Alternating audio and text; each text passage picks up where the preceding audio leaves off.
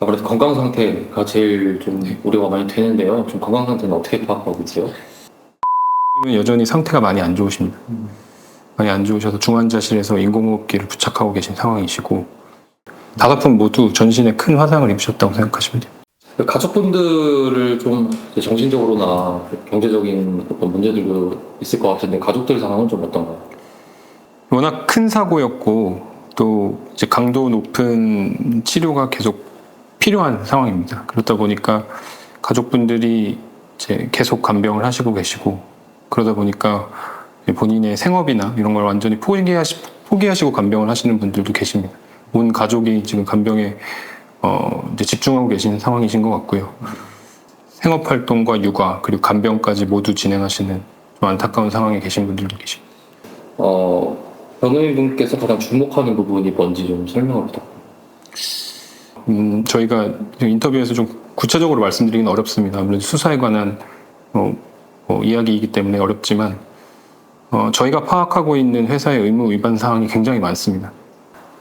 아주 간단하게만 말씀을 드리면 어떤 특정 사업장에서 매일 일상적으로 발생하는 정형 작업이라는 게 있고요. 예. 그리고 배관 교체나 이런 것들은 이제 비정형 작업으로서 취급이 되는데 이 배관은 이제 관련 법령, 산업안전보건법 및 그 동법 시행령 그리고 이제 안전보건 규칙이라는 이제 법령이 있는데 그런 관련 법령에 의해서 이 작업을 하기 전에 반드시 해야 되는 안전 조치들이 있습니다. 그러니까 비전형적 작업을 하기 위한 안전 조치라는 말씀이시죠?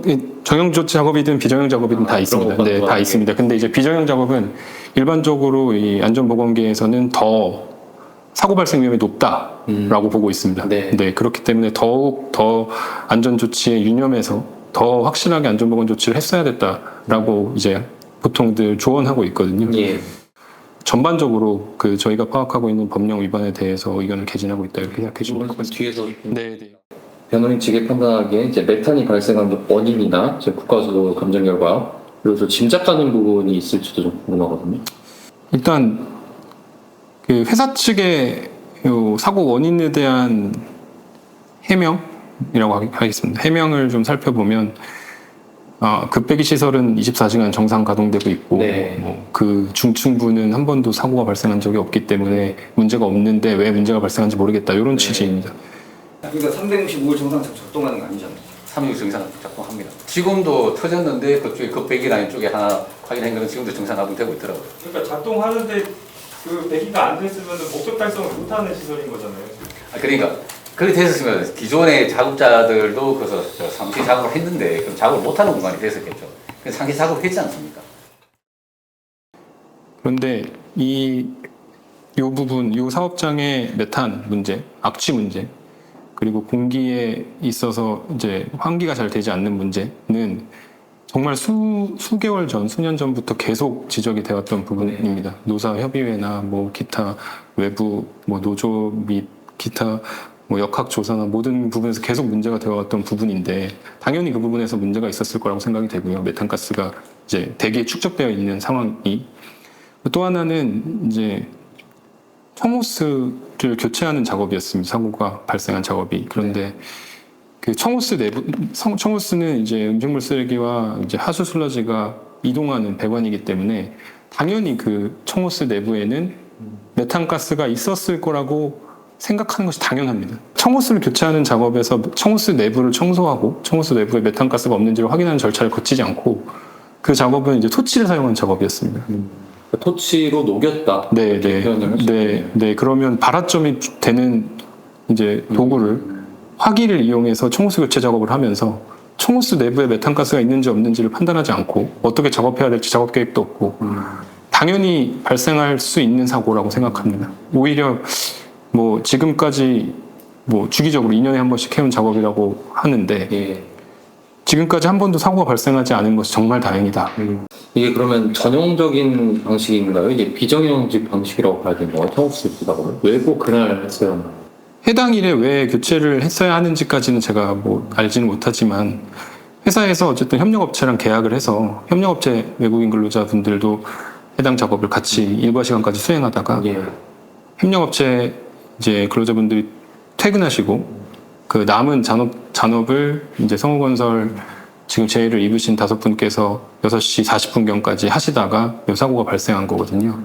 그래서 회사 입장에서도 당연히 이 총호수 교체가 필요한 시기였음을 인식하고 그 작업을 지시하였다 이렇게 생각하고 있습니다.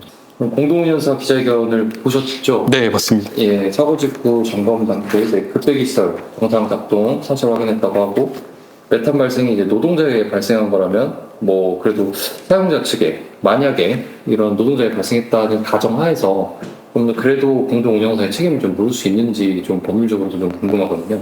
네, 공동운영사 기자회견에서 말한 것이 뭐 지금 보고되지 않은 야간 작업이었기 때문에 뭐 사명감에 의해서 뭐 안전관리자가 배치되지 않았고 사명감에 의해서 근로자들이 한 것이어서 작업을 한 걸 알고 있다 뭐 이런 식으로 했는데 본인들 판단하에 어제 야간 작업을 실시한다면 오늘 운영이 잘 되기 때문에 오늘 운영을 잘하기 위해서 본인들이 이제 뭐 애사심이라든지 자기의 어떤 사명감 때문에 작업을 한 것으로 저희는 지금 알고 있습니다. 일단 회사가 지시를 했습니다. 이거는 그 회사가 정말 말도 안 되는 거짓말을 하는 것이고요. 확인이 된 내용인가요? 그게 이제 뭐 지시라는 게 회사에서 일을 하라고 하는 건 아닙니까? 작업에 투입하는 걸 이제 회사의 업무의 지시인데 뭐 근데 그날 아침에도 업무를 하시고 계시다가 예. 청호수 교체 작업에 인력 지원이 필요하니까 이동해라 라는 지시를 받고 그날 오전에 청호수 교체 업무에 투입이 되셨다가 하루 종일 청호수 교체 업무를 하시고 6시 42분까지 하시던 거였거든요. 근데 이러한 경우에 회사가 뭐 이거를 예측할 수 없었다라든지 뭐 지시한 적이 없다라고 말하는 것은 정말 이제 어불성설이라고 생각하고 그걸 떠나서 지시를 한 적이 백보 양보해서 없었다고 가정하더라도 그 우리나라 대법원 이제 관련 판례에 의하면 이렇게 보고 있습니다. 사업주가 사업장에서 안전 조치가 취해지지 않은 상태에서의 작업이 이루어지고 있고 향후 그러한 작업이 계속될 것이라는 사정을 미필적으로 인식하고서도 이를 그대로 방치하고 이로 인하여 사업장에서 안전 조치가 취해지지 않은 채로 작업이 이루어졌다면 사업주가 그러한 작업을 개별적 구체적으로 지시하지 않았더라도 안전 조치 위반으로 인한 근로자 사망에 대한 산업안전보건법 위반죄 등이 성립한다고 판단하고 있습니다.